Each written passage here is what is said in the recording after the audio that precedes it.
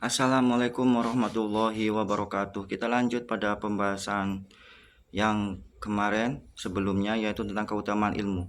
Bahwa yang wajib kita tuntut ilmu itu ada tiga. Yang pertama itu adalah ilmu tauhid, sebagaimana pada pembahasan kemarin sudah dijelaskan. Yang kedua adalah ilmu syariat.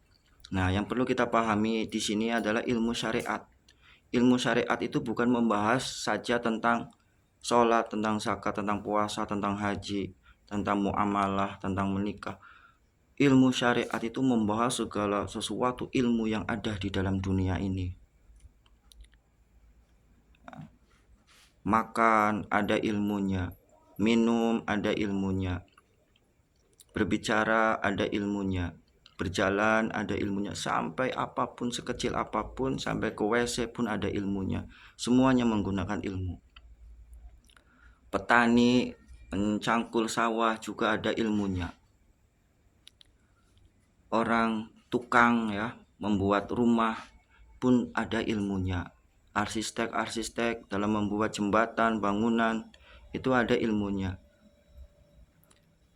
Dokter dalam menangani pasien, mengoperasi bedah pun ada ilmunya. Kalau tidak ada ilmunya, semuanya akan berantakan. Tidak akan menghasilkan sesuatu yang maksimal atau yang kita harapkan. Jadi dalam syariat di sini adalah suatu aturan atau ilmunya ilmu fikih ya, dalam mengatur segala tata cara kehidupan kita. Itu ada ilmu pelajaran bahasa Indonesia, ada ilmu pelajaran matematika, ada ilmu pelajaran ilmu sosial, ilmu alam, ilmu IT, teknologi, ilmu komputer, dan yang lain-lainnya. Banyak sekali ilmu yang harus kita tuntut, bukan hanya ilmu sholat dan puasa saja. Semuanya menggunakan ilmu. Jadi intinya ilmu syariat itu adalah ilmu apa saja yang kita akan dibutuhkan dalam kehidupan kita. Yang ketiga itu adalah ilmu tasawuf, ilmu pembersihan jiwa, ilmu kebersihan hati, yang bidangnya itu adalah bidang ihsan. Bagaimana agar kita itu menyembah kepada Allah seolah-olah dengan pandangan yakin bahwa kita itu mampu melihatnya, bisa melihatnya. Kalau kita tidak bisa melihatnya, yakin bahwa Allah itu melihat kita.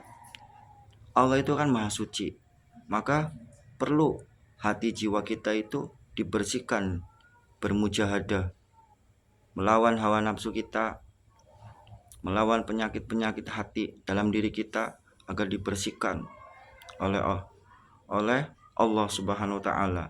Bagaimana cara membersihkannya? Ilmunya adalah ilmu tasawuf. Alatnya nanti akan masuk kepada metode. Metode itu adalah cara, yaitu dengan ilmu torekoh. Yang di dalam torekoh itu amalannya atau sulukannya biasanya tidak lepas dengan amalan zikrullah, sesuai dengan petunjuk-petunjuk guru-guru mursyid pada torekohnya masing-masing. Sebagaimana di dalam hadis itu kan, segala sesuatu itu ada pembersihnya. Inna siqalah wa siqalatul qulub wa zikrullah. Segala sesuatu itu ada pembersihnya, dan pembersih hati itu adalah zikir kepada Allah. Maka dengan ilmu inilah yang akan menyatukan daripada syariat dengan tauhid. Syariat yang diarahkan untuk beribadah kepada Allah, tauhid dengan pandangan yang jelas akan penyembahannya kepada siapa yang akan kita sembah. Itu adalah ketiga-tiganya. Jangan sampai selama hidup kita di dunia ini tidak memiliki ilmu yang ketiga-tiganya ini. Mumpung kita masih diberi kesempatan hidup di dunia, marilah kita cari ilmu yang ketiga-tiganya ini. Kalau kita tidak memiliki ilmu yang ketiga-tiganya ini, dikhawatirkan sebagaimana kisahnya Azazil. Azazil itu adalah makhluk sebangsa jin yang kedudukannya itu tinggi derajatnya di sisi Allah Subhanahu wa taala. Bahkan pernah menjadi suatu guru para malaikat. Saking kedudukannya, ketaatannya kepada Allah dalam peribadatannya kepada Allah Subhanahu wa taala.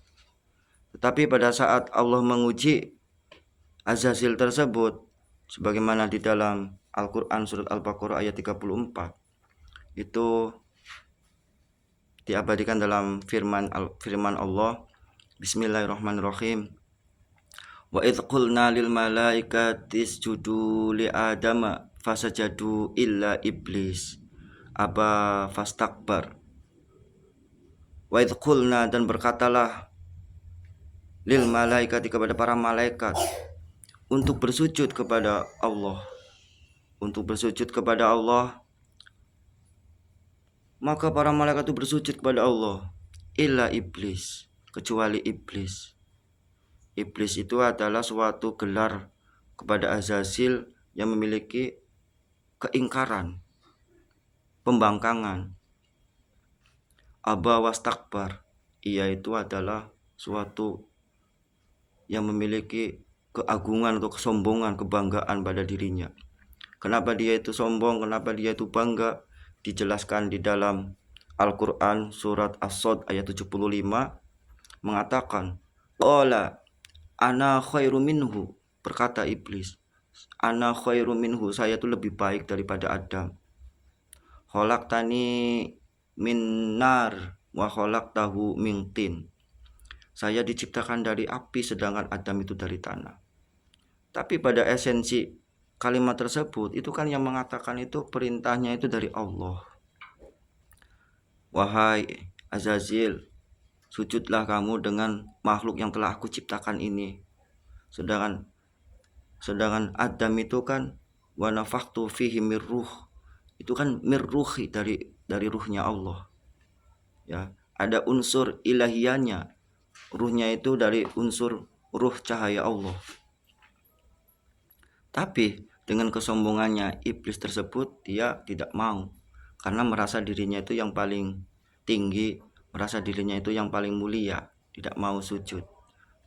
Maka dengan kita belajar ilmu yang ketiga-tiganya ini, semoga kita terkikis dari penyakit kesombongan.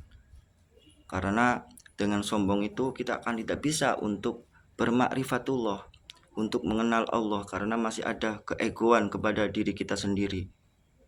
Kalau kita masih ada keegoan pada diri kita sendiri, maka tidak akan masuk ke dalam wilayah daripada hakul yakin. Semoga ada manfaatnya dari pembahasan kali ini. Kurang lebihnya mohon maaf. Wallahu muwaffiq ila aqwamit thoriq. Wassalamualaikum warahmatullahi wabarakatuh.